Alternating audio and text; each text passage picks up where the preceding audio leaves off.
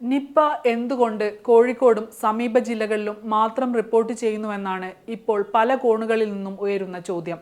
2018 ആദ്യമായി കേരളത്തിൽ ഈ രോഗം കണ്ടെത്തിയത് കോഴിക്കോടാണെന്നതും 2021 2023 കോഴിക്കോട് കേസുകൾ റിപ്പോർട്ട് ചെയ്തു എന്നതുമാണ് ഈ ചോദ്യം ഉയരാൻ ഇടയാക്കുന്നത്.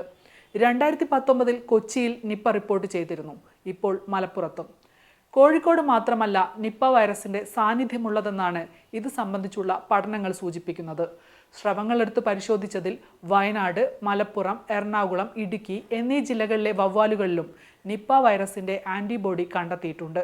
ഇതിൽ തന്നെ കോഴിക്കോട്, വയനാട് ജില്ലകളിൽ പ്രത്യേക ശ്രദ്ധ വേണമെന്നാണ് ആരോഗ്യവകുപ്പ് നൽകുന്ന മുന്നറിയിപ്പ്. വവ്വാലുകളിലെ ആന്റിബോഡികളുടെ സാന്നിധ്യവും ഓരോ സീസണിലും വ്യത്യാസപ്പെടുന്നുണ്ടെന്നാണ് 2023 സംസ്ഥാനത്ത് നടത്തിയ പഠനത്തിൽ കണ്ടെത്തിയിട്ടുള്ളത്. ആ വ്യതിയാനം ഏറ്റവും അപകടകരമായ അവസ്ഥയിലേക്ക് എത്തുന്നത് മെയ് മുതൽ സെപ്റ്റംബർ വരെയുള്ള മാസങ്ങളിലാണ്. നിപ്പ എന്ന ജീവനെടുക്കുന്ന അപകടം നമുക്ക് ചുറ്റുമുണ്ടെന്ന തിരിച്ചറിവിലേക്ക് ഓരോരുത്തരും എത്തണം. വവ്വാലുകളുടെ ആവാസ വ്യവസ്ഥ നശിപ്പിക്കരുത്. പക്ഷികൾ കടിച്ച പഴങ്ങൾ കഴിക്കരുത്. വാഴക്കുലയിലെ തേൻ കുടിക്കരുത്.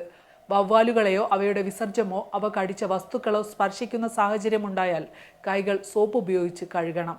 ജാഗ്രതയും മുൻകരുതലുമാണ് ജീവൻ രക്ഷിക്കാനുള്ള വഴി.